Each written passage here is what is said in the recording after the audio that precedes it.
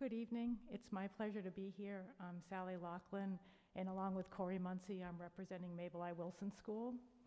To talk about the start of our year, I guess I'd start with June 18th, because on the very last day of school, we began talking about what we knew to be the lessons learned, the goals for next year, and the work that would need to be done so that we would be prepared for the pandemic and the potential zones would be asked to work in. I have to mention that our goals for this year were really created back in June. The first one was really to address making sure that we were very effective in using the online tools that we have. And so we wanted to ensure that digital citizenship was taught to our staff, our students, and our families. We wanted to make sure that the tools that we use, Seesaw and G Suite, were well understood, and every staff member, including ed techs along with teachers, were prepared to use those with children in an efficient and similar manner. And we really put a lot of energy. I want to thank Allison Flewitt, Sarah Gray, and Jordan Driscoll, who all spring maintained the back end of those services for our school for free and designed the professional learning that we did over the summer. So that was a primary focus, was to make sure that we could do what we needed to do better than before. Our second goal focused on what we knew to be the critical skills that we would focus on regardless of red, yellow, or green zone this fall. And so we identified in the spring, with the help of our teachers and our literacy specialists and math specialists, our critical skills. We identified with teams the assessments we would draw from the classroom instruction, because standardized assessments would not be meaningful at this time. And we began providing professional learning and scheduling professional learning so that we all fall would formatively use this data and respond to it for our children in front of us. And our third goal area, I just have to have a shout out to Shannon Cook-Mueller and Stacy Koch, who along with Foundation 51, awarded Mabel I. Wilson a tremendous opportunity to increase our skills in understanding how students develop intercultural concepts, which we will be pursuing this fall. Krista Aronson of the Diverse Bookfinder at Bates College, and Anita Bro is the woman who will be working with us, but we will be learning about the research they have, and then we will be implementing with our own read aloud text with our children. So we think we have really goals that are very focused and on the ground and essential. I also have to give a shout out to Corey Muncie. I'm the principal of the building, and I fully expected to work all this summer. That would be my job. I did not expect that Corey would be giving most of his vacation time to be right there alongside me. And I have to thank Donna Green, who we had a bit of a bobble in our ability to get our technology to students, which we see as essential for this work. And Donna Green spent this weekend getting those devices ready for us. So just want to say I think we started the year in great shape. Our professional learning all focused on those teams getting ready and how they would work together. And I guess the last part would just be to mention our enrollment this year. It has been an exciting time to be a principal. We believed we would be welcoming a school of over 700 students. And currently, Mabel I. Wilson's enrollment, including both the remote students, fully remote, and the students who are coming for 2 face-to-face days per week is, I think it's 669 tonight. So we have roughly 600 students that we're welcoming into the building on a 2-day-a-week basis, and we have, I want to say 63 fully remote students that we're also embracing as our students and figuring out how we will support the remote program so those students will continue as learners as well. I just would be remiss not to mention thank you for the modular. The new classroom suite is phenomenal. Thank you to Scott and Don Foster and everyone that paid attention to all the things that involved. I've never met custodians that I love more. They have been there all summer working on our behalf. And lastly, I would say that our staff, as you know, is top-notch. And our parents are tremendous. We screened all of our kindergarten and pre-K students, and not a single tear was shed, nor was there any separation problems. So what our families have been doing for their children in this pandemic has been clearly fabulous. So that's my report on the start of the year. I'm not sure if there's any questions. I just want to say thank you. To hear that you say that this is an exciting time to be a principal is a wonderful thing to hear from our principals. So thank you, Sally. And I will open it up to anyone that has any questions. I'd also like to just say what a loss it was for a lot of young learners when Mabel I. Wilson closed, when all of the schools closed. And I know I personally have heard from families, as well as my own family's experience of just having a Mabel I. Wilson student who just felt like so at home and so ecstatic to be back. And I don't think we could ever underestimate what schools mean to our community at this time. So thank you, Sally, and for the work that happened in that school. And I agree about the modular. I think it really was what we needed to weather these space challenges that we have right now. Thank you. Go ahead. Hi, Carol MacArthur, principal of 4th and 5th grade at Greeley Middle School. I'll actually start where Sally left off and kind of work in a reverse order for the things that she shared. We are at 314 students as of today. That's about 10 students less than what we anticipated having enrolled at the beginning of the school year. We've had a number of students who've either transferred out to smaller private schools or chose to homeschool this year. And we have 17 students of those 314 who are in the fully remote, MSAD 51 fully remote school. Our end of last year was very similar to what Sally talked about in terms of spending time talking about what curriculum was going to look like going into this new school year, not really knowing how we would be starting this school year, but recognizing the time lost in the classroom. Our goals this year have really focused on all the health and safety requirements, supporting our students' social, emotional, and behavioral needs. We actually started some work last year with our social worker and school counselor around trauma-informed practices that teachers can use or staff can use with any of our students, but particularly with those who have some increased needs. So we were able to pick up where we left off last year and continue that work on one of our professional learning days this fall.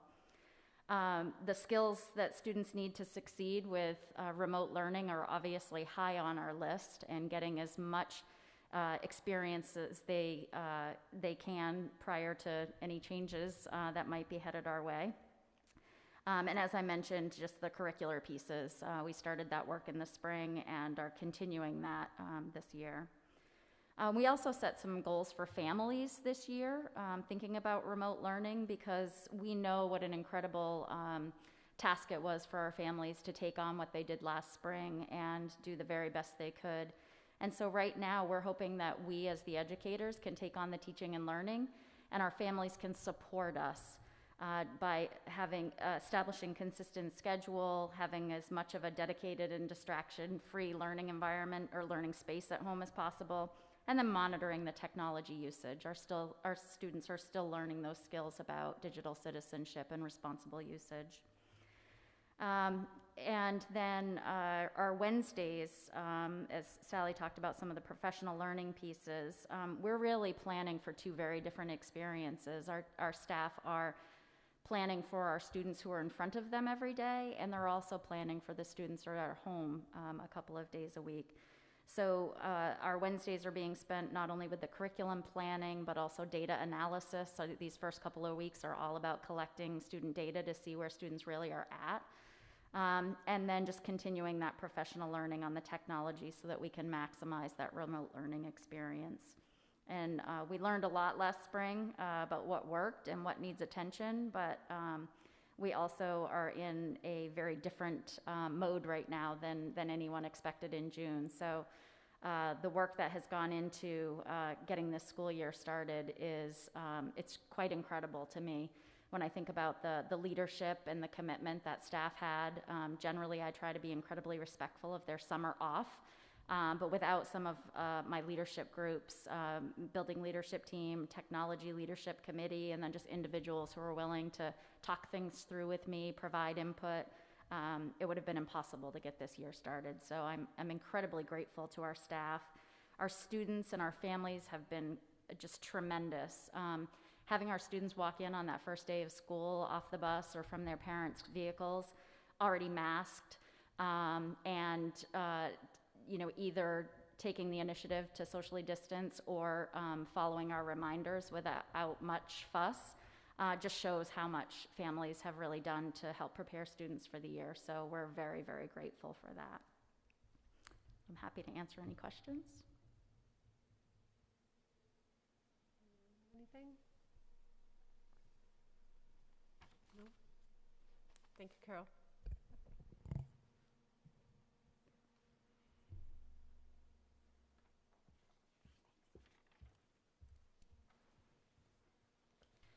Hi everyone, Mari Trebilcock, Greeley Middle School 6-8.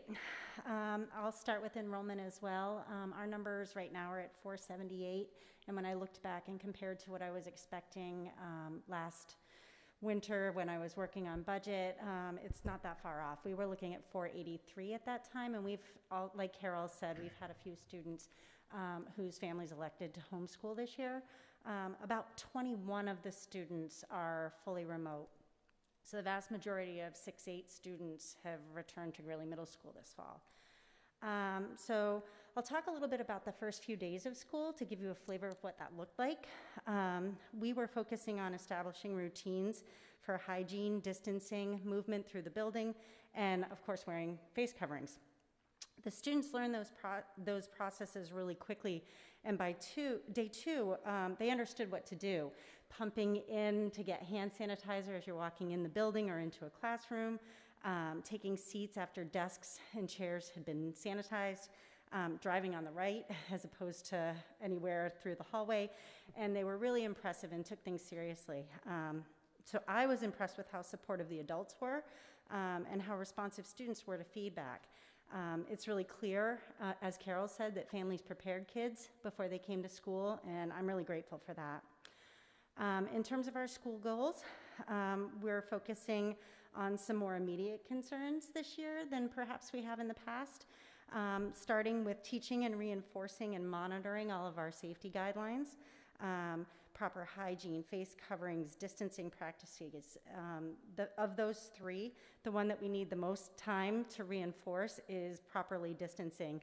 Middle schoolers don't have a great sense of physical awareness, their body in space, and so they don't really know what 6 feet looks like. And so we remind them regularly, and they're quite good about, oh, gee, I'm sorry, and they distance themselves out. We're also teaching and reinforcing the skills necessary to be a successful distance learner. We learned a lot last spring about what kids know and are able to do independently. And also we learned a lot about our own skills in structuring the online learning environment for our students to advantage their success.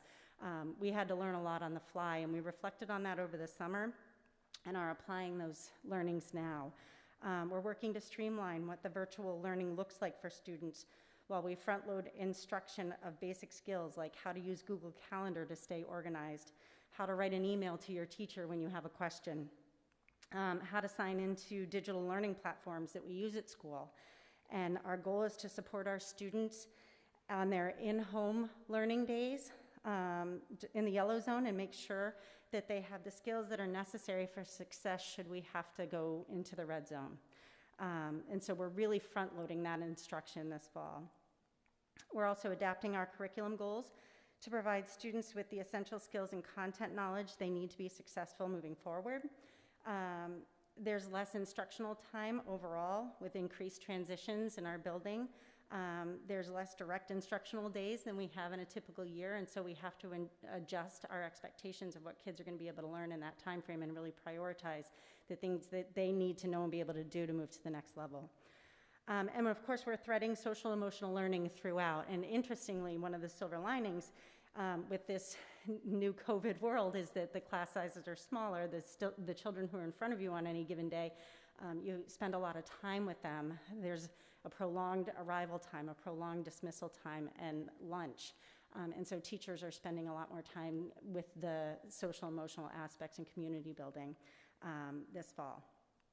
So our hope for the at-home learning environment is that students will approximate their schedule, their typical daily schedule. it just provides better structure for a middle schooler scattered brain to have a daily schedule to follow. And it will also allow for better transition should we need to move from yellow to red. We're asking that students have a distraction-free setting for their work, a daily schedule posted in their workspace so that they know what their schedule is. Use timers for starting work and ending work, and providing regular breaks so that kids can get up and move around, have a snack, and not be tethered to a desk and a computer screen all day long. And so that's what we're hoping for in the home learning environment. And then Wednesdays, much like Carol said, we're focusing on curriculum planning, data analysis, and instructional planning for Tier 2 interventions, and also tech PD for our staff so that they can really tailor the learning experience for kids to be successful as remote learners. Any questions for me? Mari, I'm not sure. Mari, I just wanted to say, thank you to all your staff and to you. It's been very smooth in our household, but also with the friends of my kids, it's all positive, excuse me. And it's just amazing how the kids are so resilient and so happy to be in place at the school. So it's so great to see. Thank you. I think it's the parents that we all have to just take a step back and relax. The kids have been amazing. Right, which is hard. So, so kudos to you guys. Thank you. Thank you. Thank you, Mari. Oh, I have a quick question. Your note about the social emotional well-being and the longer arrival and dismissal times, that's an interesting data point that we're getting in an interesting time we're in. I'm wondering if there's going to be a time for reflection, maybe not now, but seeing if that's something that could be setting a precedent and thinking through how that could be built in permanently, and seeing if that actually does give teachers and staff more access to students and help with their social emotional well-being for the long term. And I don't know if you've given thought to that or.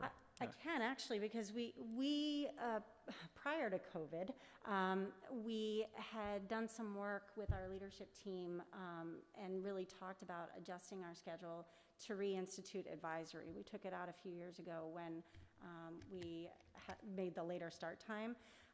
And the leadership team was prepared and ready to roll with adjusting it so that we could have advisory again. We ultimately elected not to do that this year because of concerns about being able to support it, but also our instructional time has been significantly diminished, and we felt that we could replicate what would happen in advisory in that arrival time and a dismissal time. And the same type of programming can be replicated just because you have more time with the kids that's sort of unstructured.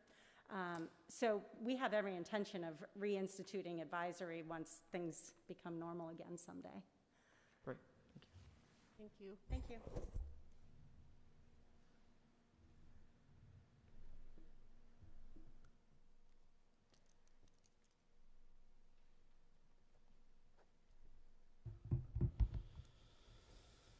Good evening. I'm Chris Hoffman, principal here at Greeley High School. It's nice to see you all in person. So I will do my best not to repeat the things that have already been said. Much of what my fellow building administrators have already articulated is also true at Greeley High School, so I'll try to touch on those things quickly and focus just a little bit on what's specific to Greeley at the high school level. So again, just to give you the numbers, our enrollment currently stands at 644 students. That's 5 more students at this point than were here at this point last year. We graduated a very small class of 139 students in the spring, and also are bringing in a relatively small class of 150 students this year as 9th graders. So it ends up being mostly a wash, an increase of 5 students overall from this time last year. To what really matters, we've had a really excellent, happy, cheerful start to our school year. Even though we can't see the smiles behind these masks, I think it's been very evident that our students are overjoyed to be here, and I can't thank enough those people who worked so hard to make that happen. Our staff, our teachers who committed to a whole lot of hard work over the summer and continuing into our professional learning days at the start of the year.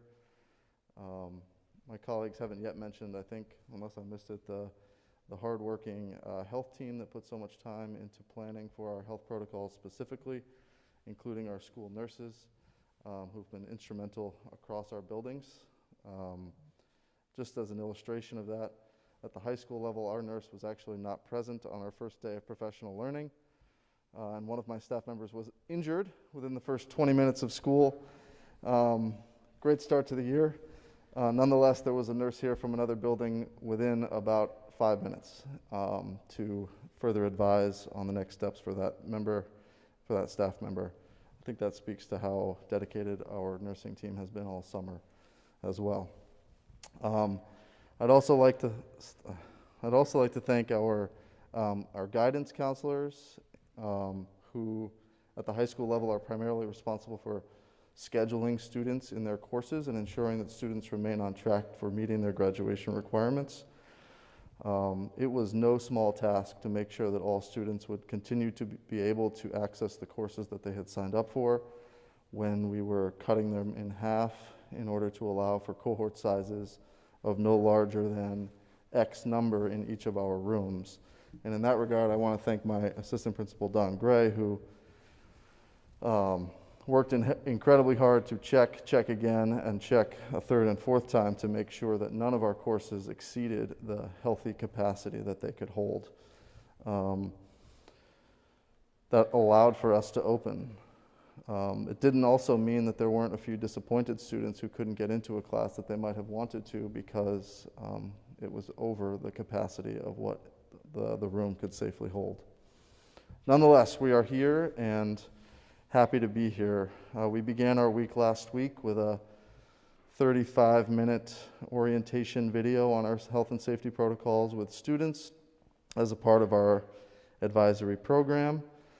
I'd like to thank my wife, who was helpful in putting together all of the visuals of that presentation. We had a good time with that together. And I would say from the very beginning, our students have been highly compliant and respectful in maintaining the healthy building environment that we've worked so hard to create through those various protocols. I'll echo what Marie said. There's no doubt that with teenagers as well, maintaining physical distance is the most challenging of all.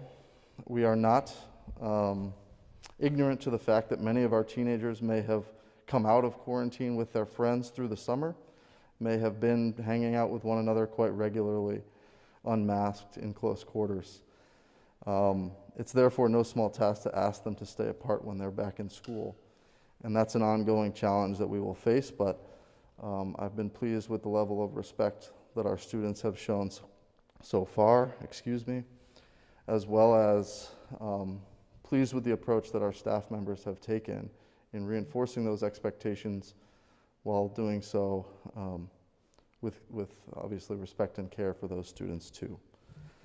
We've also focused right away this year on supporting social and emotional connection between our students through our advisory program.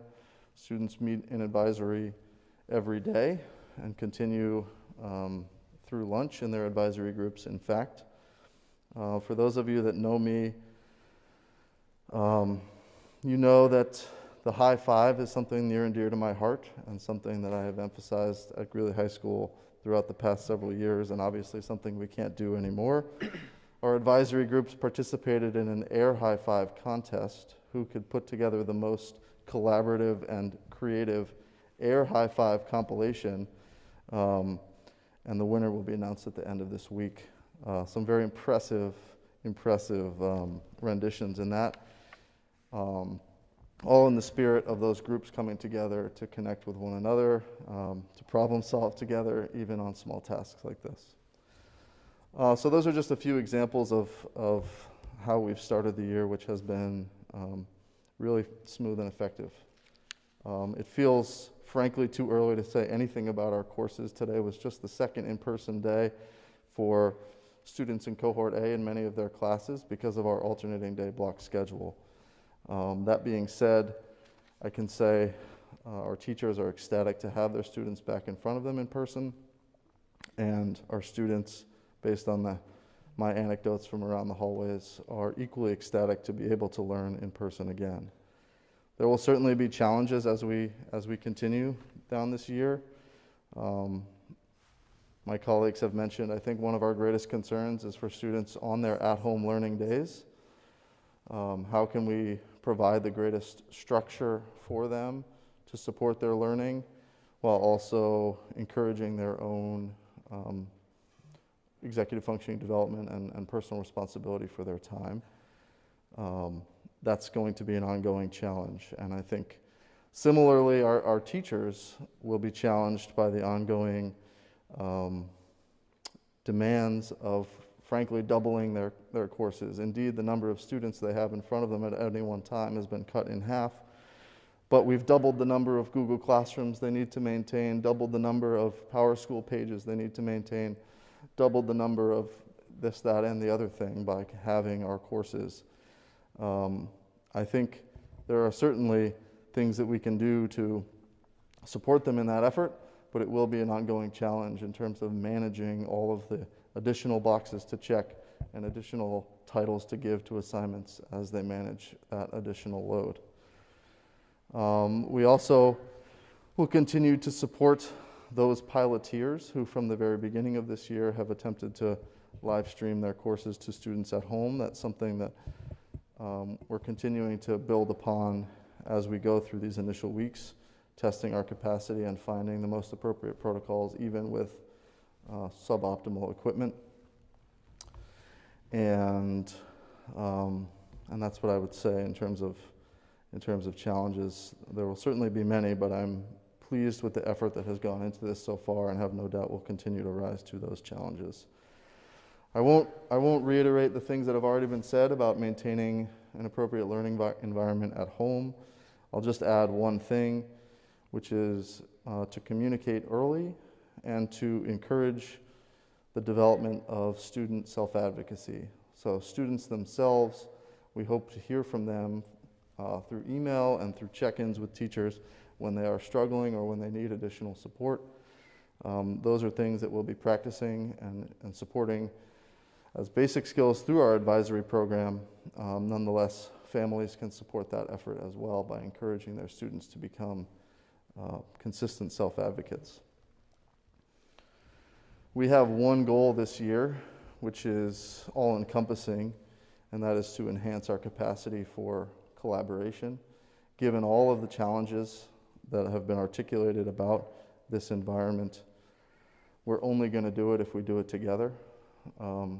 And I think you'll see that in many forms. Your child, for example, as a high school student, might be asked to watch an instructional video on a remote school day that was created by a different teacher than their own. And that's just one example of how our teachers will necessarily work together to provide the same level of content to students throughout this year. That collaboration is our goal, and it takes many different forms, including our actual instruction, as well as our assessment practices, our effective planning and preparation, you name it. Our goal is to increase our capacity for that collaboration. And Wednesdays are our key for making that happen. That's the time when our staff will provide a little bit of support to students, but primarily work together to prepare for in-person lessons and as well as prepare for lessons that students will experience at home.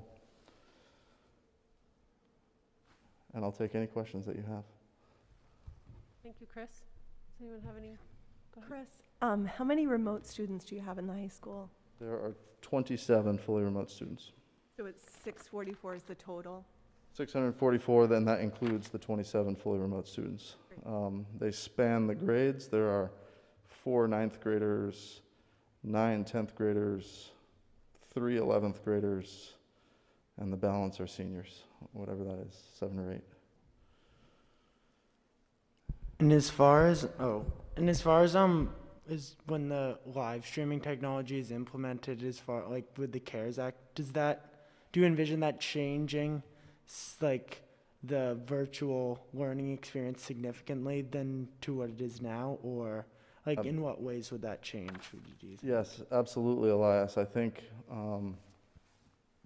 as I've articulated before, I think our remote learning days now will require the pre-planning of a remote lesson for students on the part of our teachers, and then more or less the independent or collaborative participation in that lesson by students alone. I think with that additional technology, teachers will be able to connect with students directly as a part of their remote learning day. And again, as we've articulated before, that doesn't necessarily mean that you'll be sitting in on the very same lesson that you would have if you were in the classroom, but that you might tune in for a part of that and then be given specific instructions to then work independently. It's that maintenance of connection that I think will make your learning more powerful on your days at home. Yeah, definitely. I definitely think the live streaming provides significant opportunity moving forward, so that's really exciting. It is. It is. Thank you. Kevin, did you have something? Well, Jennifer is spectacular because she always asks the question that I have, so thank you for the remote piece.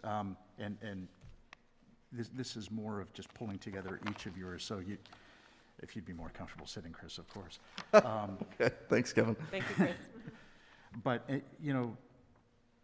the work that you've done is just spectacular, and the way that you've led your teams is tremendous. And, the things that you pulled together that sound soft, like the word social emotional well-being, now it's so critical. And there may be some folks that get a little squeamish in our communities when we put those words together in a row. But you're doing those things with technical learning that are helping people to understand those things that they have to. You've reprioritized what they can learn given this current paradigm. But you continue to build across each one of the buildings and talking about the way that you're addressing people to give them space to understand what's going on in order to continue to excel to the degree possible. And they're able to do this. The way you're spending your Wednesdays sounds like it's right on point from my perspective. Not that matters, but that piece that you're contemplating about staff, students, and families, and continuing to build on that across each of those. It's like that Bridges curve where there's skepticism when we begin something new, and this is new. And I'm marveling at the way that you've done this. I've heard this from individuals, and I've heard it from students. So, yeah, sorry, I just think you're spectacular. So thank you. Thank you, Kevin. I just want to say I appreciate your honesty about what has been challenging and what has worked. It's great to know that there's still things. I mean, I think, Mari, you said that we have to learn a lot on the fly. That's an understatement. No one has done this before. So I just appreciate honesty and transparency in the process. I mean, again, we've only been doing this for a week and a day. Not even. Last week wasn't even a full week. So thank you all very much. And it's really great to be in the same room with you all and see all your faces again. So thank you for being here. Moving on, we have superintendent's report from Jeff Porter. Andy, are you able to put that up? That'd be great. Oh, look. Great, thank you. Giant head out of the way.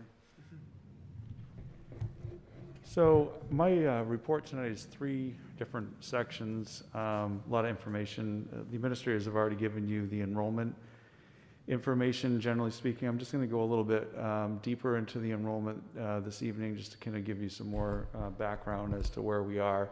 Obviously, this is an incredibly unique year, and we were trying to put together the enrollment figures over the last week and trying to make sense of what they mean in a year like this with a pandemic and with a lot of different variables going on. So we've already heard these numbers, but 644 students at the high school, 478 at the middle school, 669 at Mabel Wilson School, and 314 at Greeley Middle 4-5.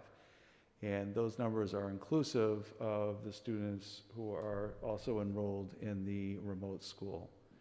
So those numbers are part of those numbers. So here's another way of looking at this information. You can see a 3-year enrollment figures here. For example, Mabel Wilson School at 669 now. It had 692 students last year.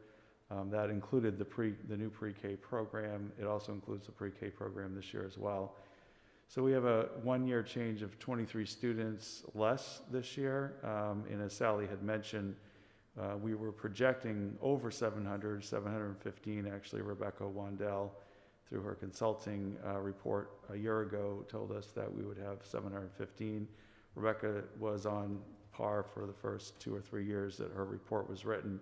Obviously, nobody knew that COVID would be happening. So the projected variation is that we have 46 students less at Mabel I. Wilson School right now, currently, than we projected or Rebecca projected. At Greeley Middle School 4-5, we have 314 students. Last year we had 309 students at this time, and that's a 1-year change of 5 more students. We projected, or Rebecca projected 336 students, so we're down 22 students from what was projected. 6-8, 478 students currently.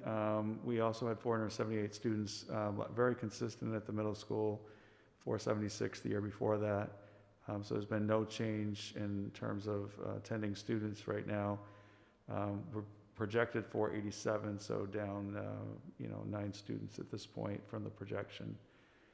The high school, 644 was 650 a year ago, so down 6 students, and projected 637, so actually up 7 students over projection from what we thought. So currently, we have 2,105 students enrolled in the district. It's 24 students less than last year. We had 2,129 students last year. And we had projected, or Rebecca had projected 2,175. I do believe, had COVID not happened, we would have made that projection. There's a variation from Rebecca's projection of 70 students less than what she had projected at this point. So here's another way of looking at it. Let's throw the remote school enrollment in, which again is inclusive of those numbers, part of those numbers. But just kind of give you a little bit of an extra flavor here. At Mabel Wilson School, you can see, and these numbers were taken late last week. So the numbers you might have heard tonight might be 1 or 2 students off from these numbers. I did not pull them today. So we have about 63 students at Mabel Wilson School who are enrolled in the remote school program. We have 606 students who are attending between cohort A and B, so 2 days in and 3 days out, or remote, I should say. So 9% of our students at Mabel Wilson School are participating in the remote school. At GMS 4-5, 5% of our students are enrolled in the remote school, 17 students. So we have 297 students attending between cohort A and B. At 6-8, 5% of the students are enrolled in remote school, which is 22 students. And we have 456 students attending between the 2 cohorts.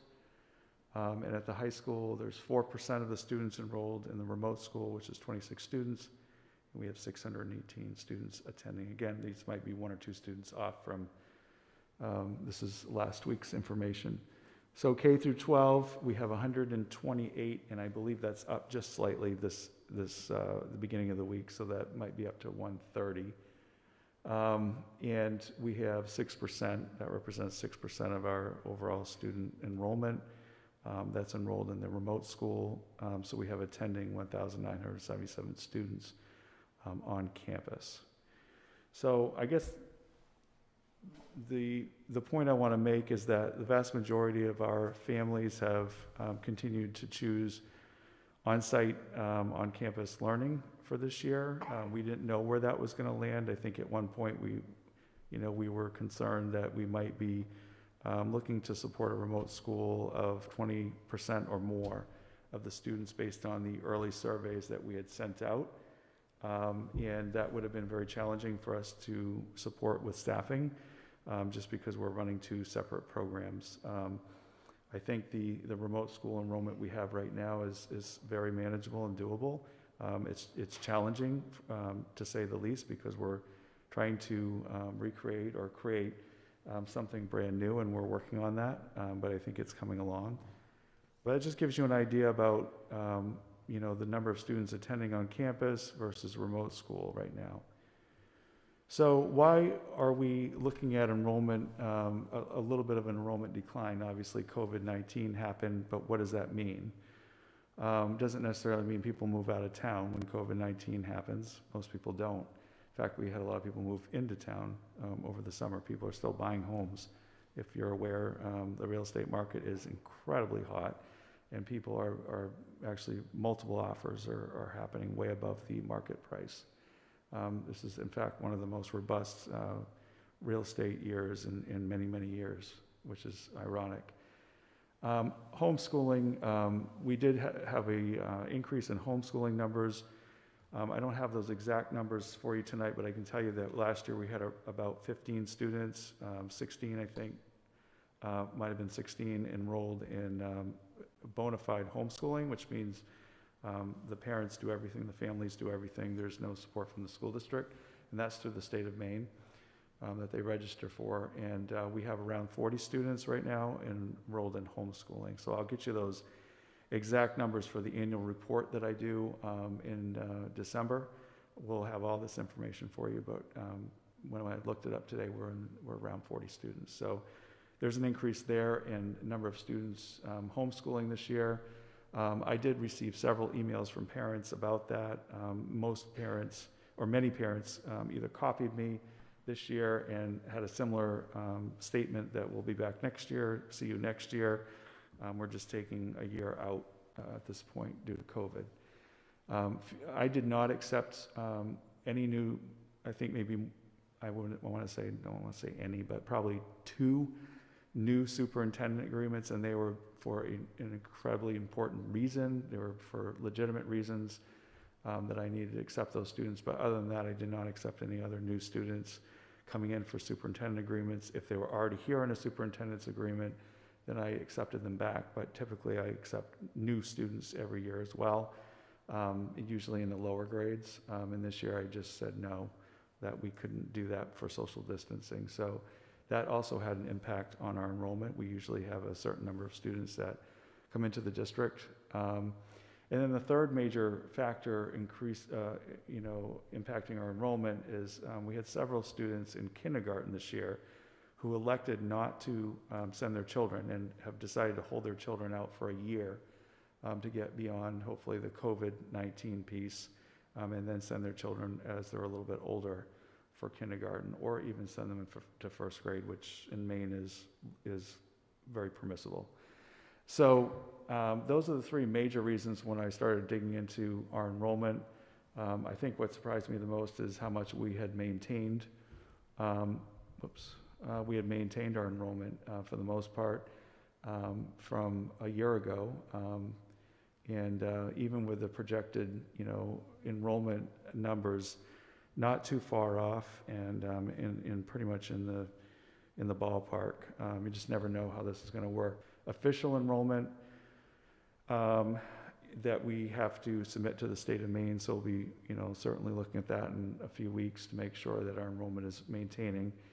And as the year goes on, we'll be keeping a close eye on enrollment, especially as the flu season begins later in the fall. So that's the first part of the superintendent's report, and I'll just stop for a minute before I go on to the next section if there's any questions or comments about enrollment.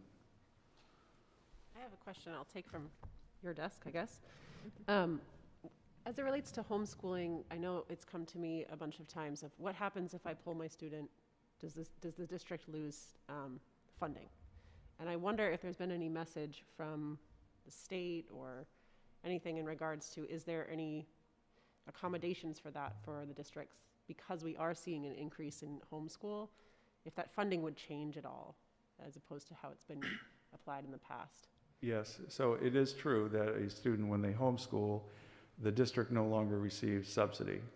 Now, we do have a number of students in the past anyway, and I don't know how that's going to work this year, who will be partially enrolled in our district. In other words, they access some part of our curriculum that might come in for music or for art or for a particular class, math or whatnot. They'll come in, and we've always said yes. Anytime a student wants to access a part of our day. And we also log that in our data system that they are partially enrolled. And that does also give us subsidy on that end of it because we have that student part of the day.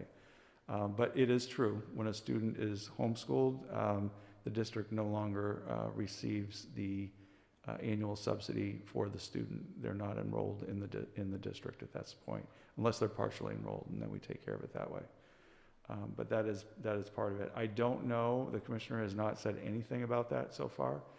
She's been trying to field questions just at the beginning of the year and kind of getting through that. But at some point, and there is a funding committee that the Superintendent's Association has, and we have a representative on our county, and she's been updating us. And she'll continue to update us. That question already came forward about how are we going to handle, all of us have experienced a little bit of an increase in homeschooling, and how is that going to impact our state subsidy numbers going into the next year. So we'll all be keeping a close eye on that. I think the Superintendent Association will be keeping a close eye on that. Awesome, thank you.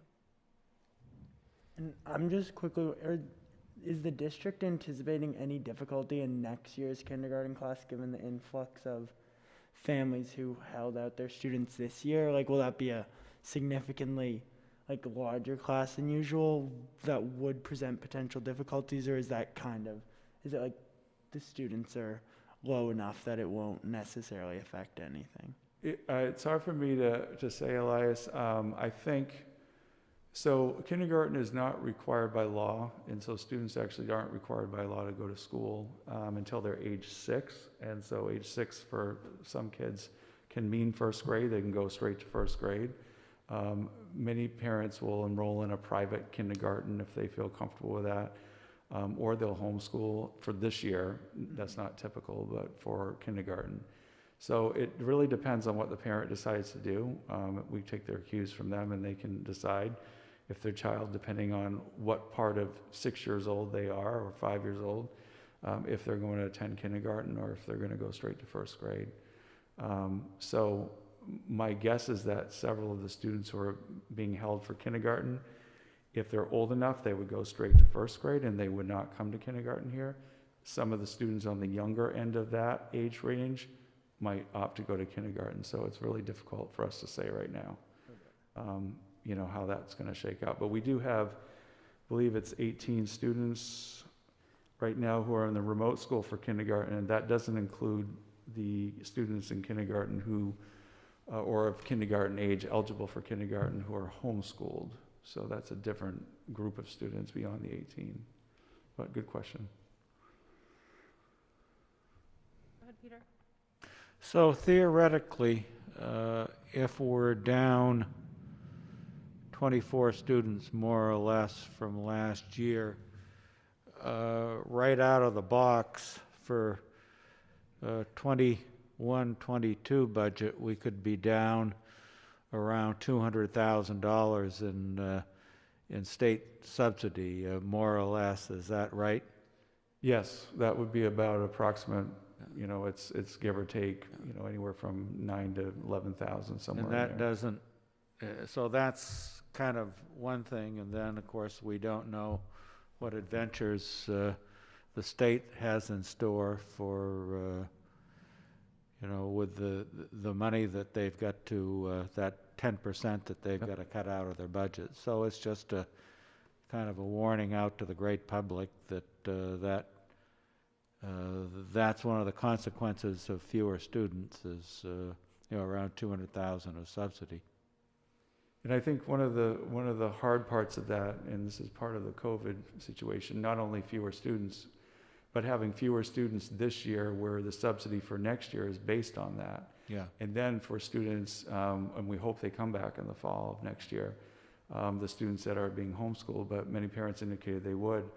So we're down subsidy, but we have more students than what our subsidy was, supporting. And I think that's going to be the challenge for local taxpayers across the state, not just our district. Right. And so that will be something I think the Superintendent Association is very interested in knowing how the State Department of Education is going to handle this. Thank you. I will say that the commissioner did say as late as Friday that she has said this numerous times, and she said it again, that there will be no curtailment of 2020-21 subsidy funds to local districts. So, I mean, we're in September. I don't know if that's going to hold. We're not going to hold her to that, but I appreciate her continuing to be very supportive of public education. I know the governor has said the same thing, which is great. That's not their first place they're going. So I don't know if there's any other questions on enrollment before I go on to the next part. Okay, the next part, just kind of give you an update. The principals obviously have talked about the beginning of the year. I try to grab things off social media. This was off of Mrs. MacArthur's social media site for this week. You can see kids are learning outside and also doing a great job social distancing in those first few days. It's really been, I'll just reiterate, I think it's worth reiterating that we have truly had a nice, smooth beginning to the year. I think we had no idea what we were really getting into, all the planning that happened this summer for months. You just never know exactly how the first few days are going to go. They often indicate how the year is going to go, and I think if given how the first week has gone, I would absolutely say that this year will be a good year, at least in the sense that people are taking this seriously with COVID and are trying their best, and I think that's great. And I have said this before, but I'll say it with the leadership team sitting in the room, that I just absolutely, truly appreciate their incredible work over the last few months to get this year where it is. There is no doubt in my mind our staff are wonderful, but they've taken their cues from our administrators, obviously, on how the school year will go, and everybody working together. It's been great. But our leadership team did give up a lot of their own time this summer to make this year successful, and I think you can see that it's been worth every second. I'm not sure it's worth every vacation day that they gave up, but it certainly has paid off, and it's been an amazing start. So I want to thank the leadership team for that. We delayed the 2020 Employee of the Year. Typically we announce the Employee of the Year in June, but we decided to hold off until the fall. We had a committee that works on this each and every year. We had 5 wonderful finalists. I mentioned it, I think, at the last meeting or a couple meetings ago, and we announced a couple weeks ago with the whole staff that Marianne Anthony, who's a custodian at GMS 6-8, was selected as the Employee of the Year out of 65 nominations from staff members. Staff members can nominate any staff member that they wish to. She received several nomination letters that just really talked about her connections with kids and with staff members, and her incredible, impeccable, devotion to making sure that the building is clean, and just the amazing work that she does day in and day out without any complaints. And so Marianne is our Employee of the Year. We're really grateful to her and her representation of all of our hardworking staff members. The photo right here is of two folks in the garage, transportation garage, Phil Blake and Larry Lair. And I will tell you that they also spend all summer making sure that this school year starts off right, because if the buses don't get on the ground and don't work, we are not in a good place. So they maintain our 25 bus fleet, and they are often, in fact, Scott and I went down to the garage on Friday, and I think one of them was under a bus. They always are under a bus, looking at something or fixing something or replacing something. They've also been installing safety features on all of our buses. We also had a new school bus come in just in the last week or so, last 2 weeks. They prep that bus, make sure it's inspected. They maintain all of our state inspections. We always get good reports from the state police on the work that both of them do. So I just want to thank both Phil and Larry for their amazing work.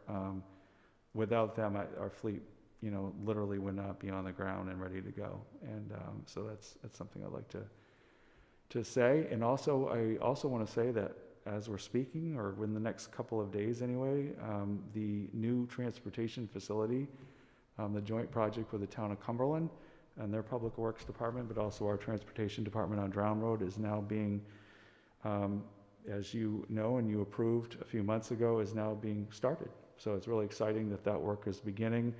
We'll be parking our buses elsewhere in the community. We're finishing that up. We have a place secured, but we just want to finalize that before we announce it. But we're excited. It should, if everything goes well, it should be done probably around June of 2021. So just a few months from now, there'll be a new transportation facility. If you've never visited the one on Drown Road, you might as well go visit before it's demolished, or I'm not sure it's going to be demolished at this point, but later. It is cramped and you can't really work in there. It's very difficult. So this will be a nice, important and modernized addition to the SAD 51 facilities. And they say that, you can't get a free lunch anymore. Well, that's not true. You can. And John Carlson is the face of the food service program, and he says you can, and I believe him. So we receive federal funds along with all the districts in the state of Maine, and we will be providing, as of today, free lunches and breakfast for all students. We only had a few students who were partaking in lunch on last week. I think it was probably around 25 students district-wide. Today, with the new program, we were able to feed 125 students lunch and 60 breakfasts. As the word gets out that those are being provided. I think a lot of people have been guarded about food and where they're getting their food right now, and we usually have a very healthy robust number of students that are taking our meals, but it's been a slow start last week, so it was nice to see that there was a huge jump from then to today. So we expect that to continue, and I certainly want to get the word out that these are meals that people do not have to worry about paying for the next 4 months. And the Rangers are back in the field, and this is my segue to the third part of the superintendent's report tonight. Today the Rangers were back in action, and so to speak. They really were last week with some conditioning. Today started the practice piece. The MPA, Maine Principals Association, has been able to finally solidify that fall sports will be running with obviously safety measures in place. It was a long-standing, it went on for months, probably 3 months, kind of back and forth how this fall season was going to go, and we're very pleased that we finally have an answer.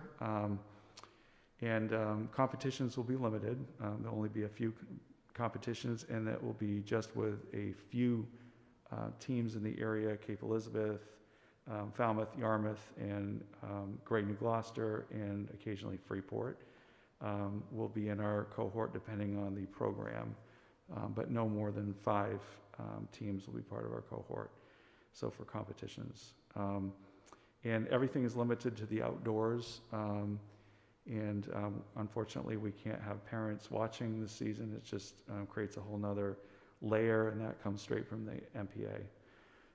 So the third part of my report is David Shapiro will be coming up to talk about the specifics of the Rangers being on the field. And so David's going to come up and give you more information and then answer questions that you might have about athletics.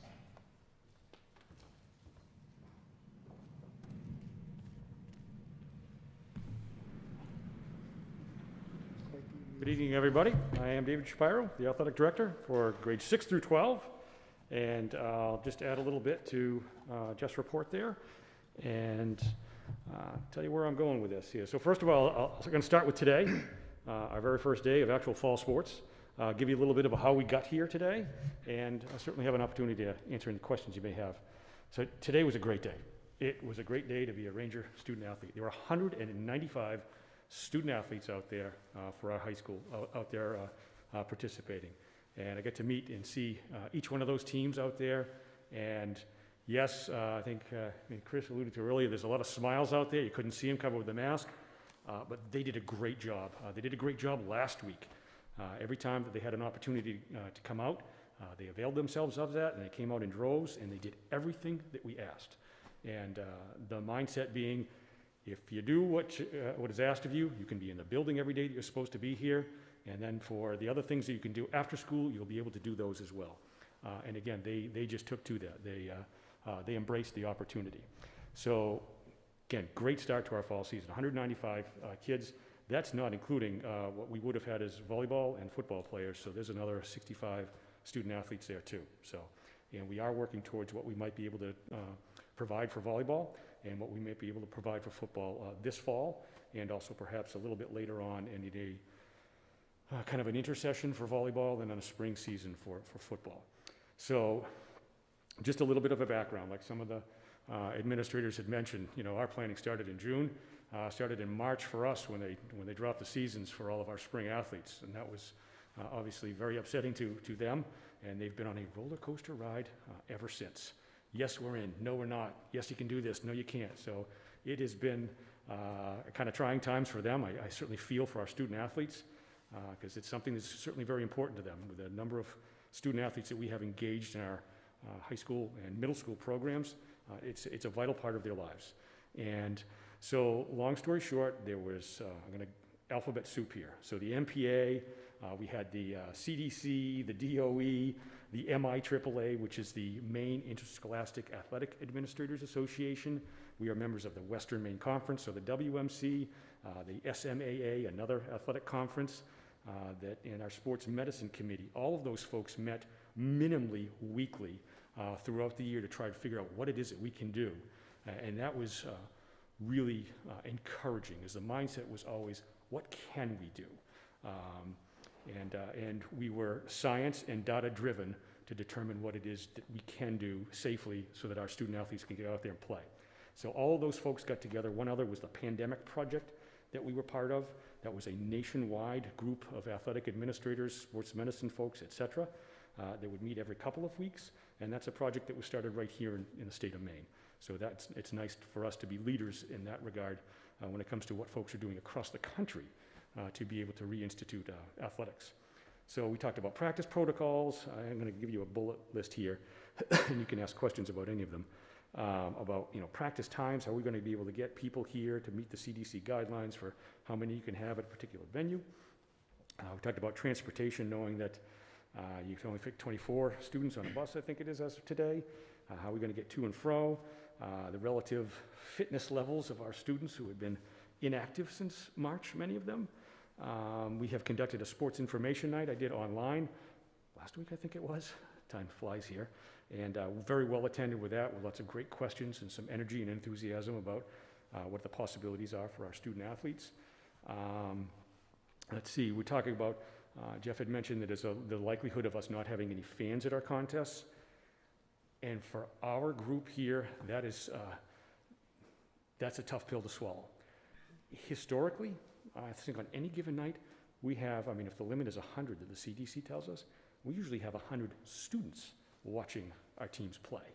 So we're trying to figure out ways that we might be able to do something with that. The SMAA and our conference right now has decided that we will not have fans, but in honor of maybe, we have some of my colleagues, they have student athletes that are seniors. You're like, maybe we'd be able to allow senior parents. And so that's something we'll continue to discuss about how we might be able to accommodate them.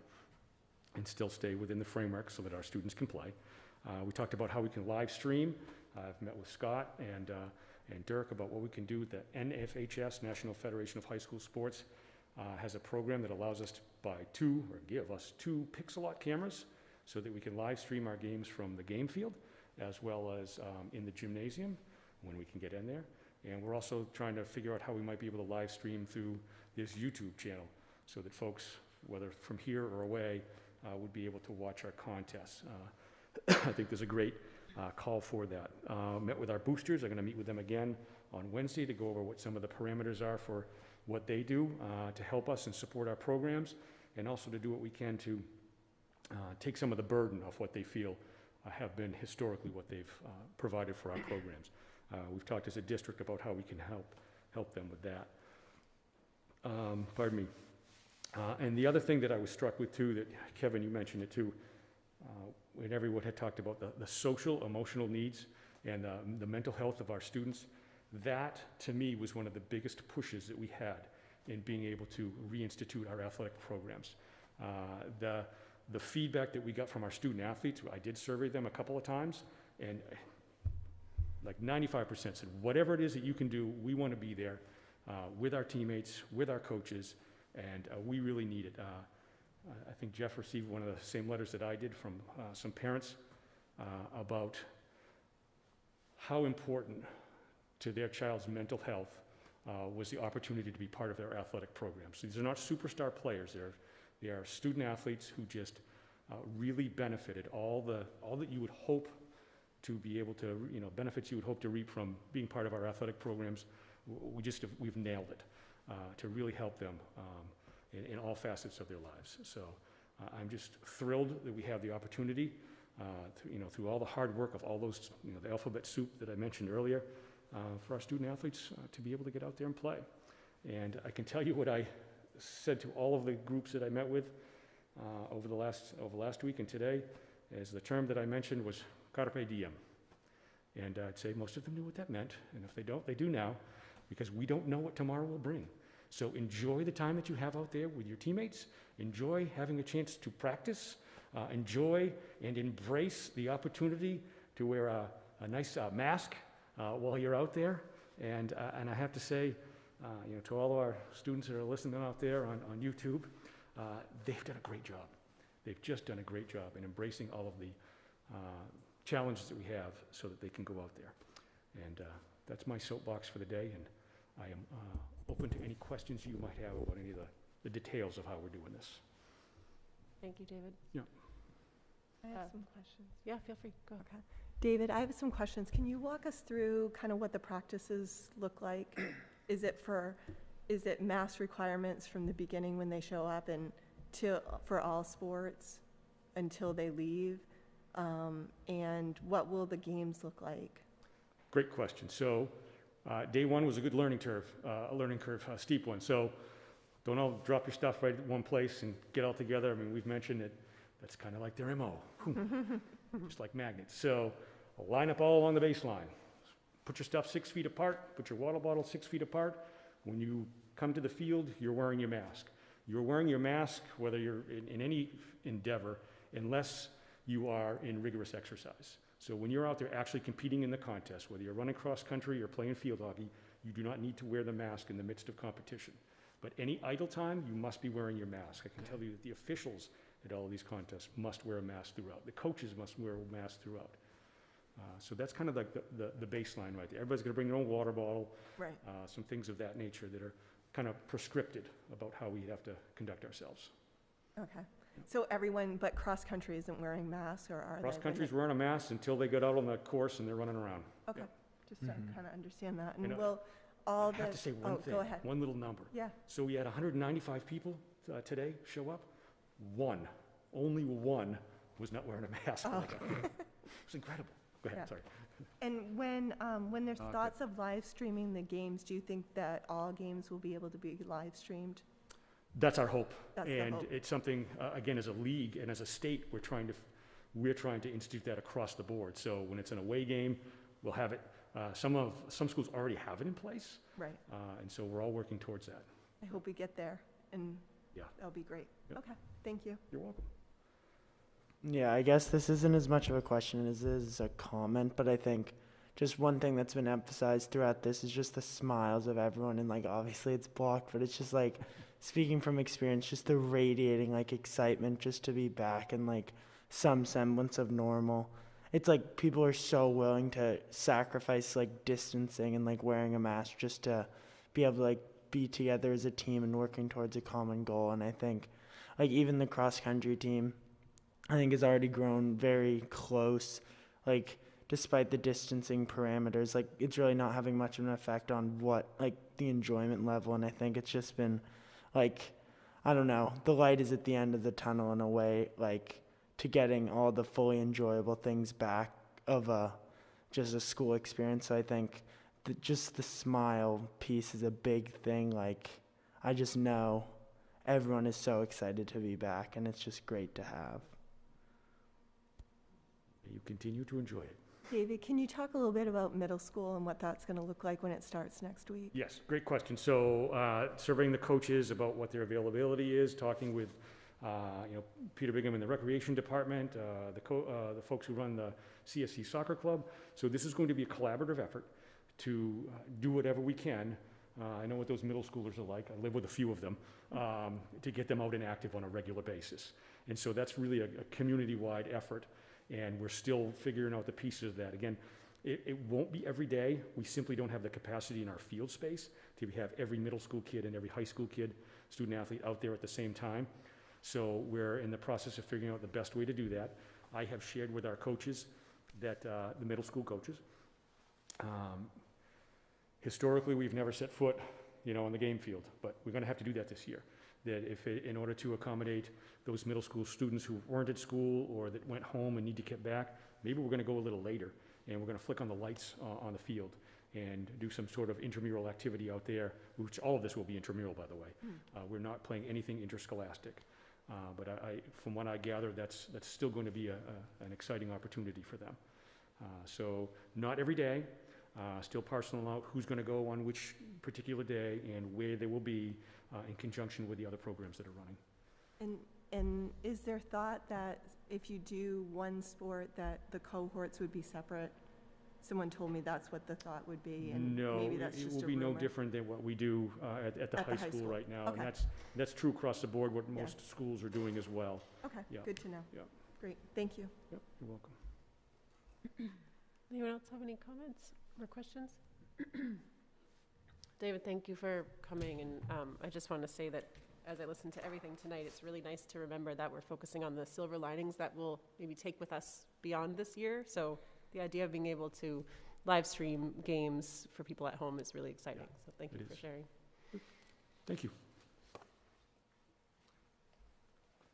All right, so we will move on to communications. It's in the blue notes. There wasn't a board packet this evening, but in the blue notes, the first item that is linked is our board committee assignments. Thank you to everybody. Thank you all again. Have a wonderful night. Thank you. Have a good night. So there is a link in the Blue Notes document that links to the list of board committee assignments. I would assume that in the next few weeks, those committee meetings would start up. If there's any questions related to that, please let me know, but the committee assignments will soon be posted on the board of directors page on the district website. And then moving on, we have just an update on outdoor learning. It's been something that we've been trying to implement in addition to everything else we've talked about this evening. And I believe, Mike, are you able to give some sort of update from our meetings the past few weeks? Yeah, so, wow, okay, sorry.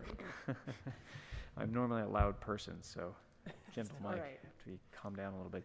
Just real quick, just so folks know, just a little of the background. So really appreciate that it started with the folks on the finance committee. We're able to figure out $100,000 to go towards outdoor learning from the CARES Act funds. That's a fantastic, really fantastic pot of money to begin to implement outdoor learning efforts. And we talked a lot about social and emotional well-being tonight, and outdoor learning. There's more than enough of a body of research to show that that is a critical element, especially in a pandemic. So it's really great that we had that. From there, an ad hoc committee was created by Tyler, who had been on this train for quite a few years now, to try to figure out exactly what do we do with this $100,000. And so it included a number of folks, Scott, Jeff, administrators, teachers, to all come together to start thinking through what could be done with that. There was a meeting with a number of architects who've worked with a number of schools around Cumberland County to walk the campus and identify sites, as well as materials and other items we'd need. That information was passed along to that group, the committee, and we were given quite good feedback from everybody. Each of the administrators from each of the schools provided feedback on, that site works, that one doesn't. We need this. How about this? These types of materials. It was great. I had incorporated also thinking and feedback from the folks at Foundation 51, who've also been very helpful. And then it's just a matter of Scott has done a heck of a job on top of everything else of trying to incorporate all of that and start to order items. And tents were ordered, and then we got updated information that they don't meet fire codes or this updated flammability information. So we're now working with that, but now we have updated information on what is the best inflammable material that we would need to use in terms of putting up tents. And so looking into locking in sites, putting in orders, and this committee, the Outdoor Learning Committee, is going to continue meeting to try to help suss that out and provide support for folks who with our facilities as well as in the district to keep that moving along. So that's pretty much it. Oh, the only other piece too is that there has been interest that this is not just a temporary effort, that there's a number of folks, administrators as well as staff, who said that they want this to start thinking about permanent eco spaces as well on the campus. Happy to answer questions, awesome. take feedback, so on and so forth. I appreciate. Oh, my phone's talking. I've got a new phone. I don't know how to use it. I'm going to put it over there. That was great. Thank you very much. I know there's been some questions in the community about what we're doing, because I know a lot of schools are also doing this work. So I think I put it in my last email that it feels like molasses sometimes, but we're doing what we can with the time that we all have. So I appreciate Scott. I know I received a bunch of emails from you today about it, so I appreciate the work you're putting into it as well. So moving on, we do have a review of policy BE about, as it relates to the time change of our meetings. And Jeff, I didn't know if there was a specific initiative for this, if it's really just trying to help people not have such long days, or... Yeah, over the years there have been just different comments about the day of the week, the time of the meetings, things like that. So, and just I think with the COVID pandemic, the board did start its meetings earlier. Obviously they were remote meetings, but they started as early as 6 o'clock or 6:30. So I think the idea was, is the board interested in moving the time back, the official start of our regular meetings on a regular basis from 7 o'clock to 6:30 at night?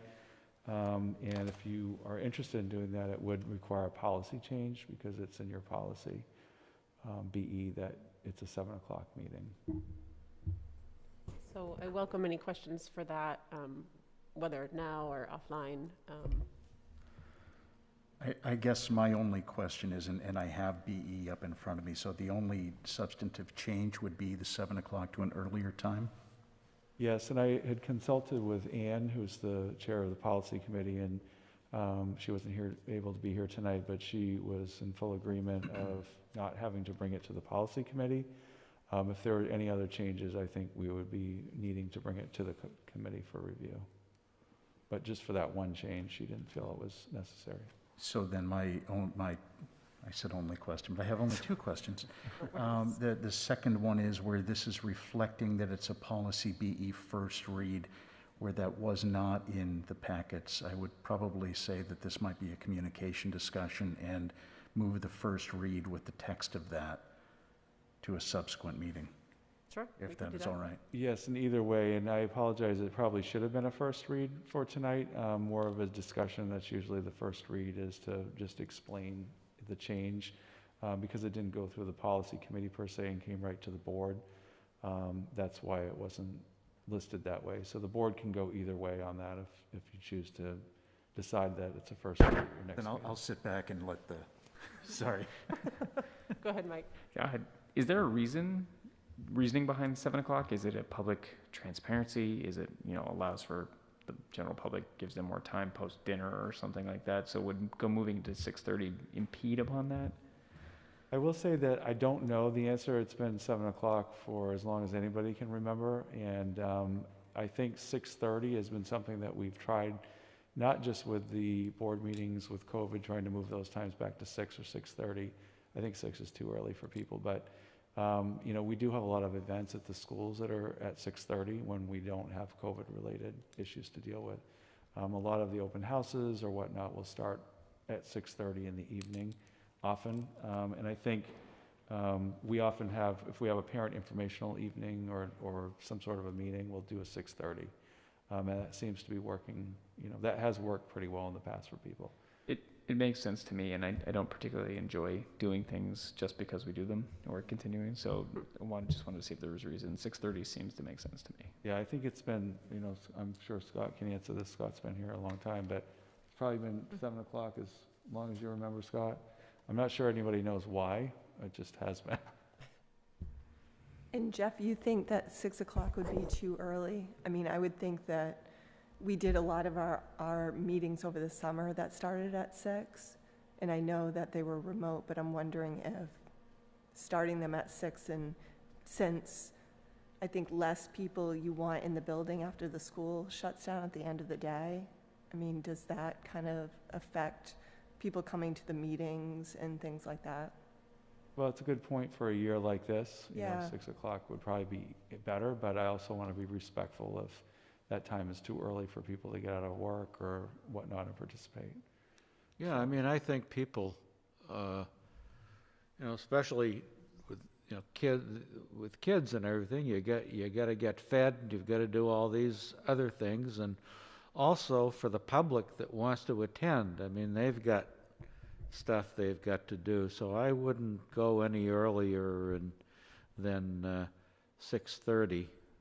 And I think it's just as much respect for the public of them being able to come in. I mean, on a personal basis, I could care less, but since we are dealing with, a lot of parents in the community, I think we owe it to them to not drag them out at 6 o'clock when they haven't fed their little urchins yet. Thank you, Peter. Tyler, can I? Yeah, go. I just think I'm okay with 6:30. I'm not super excited about it. I understand why people might want to get out earlier, but I think a big part of when I was first a board member in 2015, I wasn't getting home from the office till 6 o'clock, and I used that 45 minutes to spend time with my children or to catch up with my caregiver and, talk about I just think we should be mindful of what it means for future board members. Board members are not all people that, work from home or, don't work long hours. So we can just be mindful if we can change it to this if we see a need for people working longer hours that still want to be a volunteer this many hours. I know I could not have done 6 or 6:30 meetings for years of my board membership. So let's just be mindful of that, I hope. And yeah. Yeah. Okay, how does everybody feel about this going to the full policy committee, as Kevin had mentioned? Mine wasn't as much of going to policy as it was to making sure that everybody had it in their packet. Gotcha. So Okay. even if we take a board action on it, I just wanted to make sure that, Everybody has access. Yeah. Yep. I'm supportive of the 6:30. I agree with Kate that we should be mindful if it needs to change. This process would happen again. I don't see it as a major hurdle if we need to do that. So I'm supportive of that change. Also just thinking of our administrators that are here all day as well, knowing that they probably start their day at 7 here. And waiting till 7 for another meeting is a big ask. So I would think that would be welcomed well from them. So I'm not quite sure of the process. If we're just doing first read now and we will revisit next meeting, I'm comfortable with that. Everybody else is? Okay.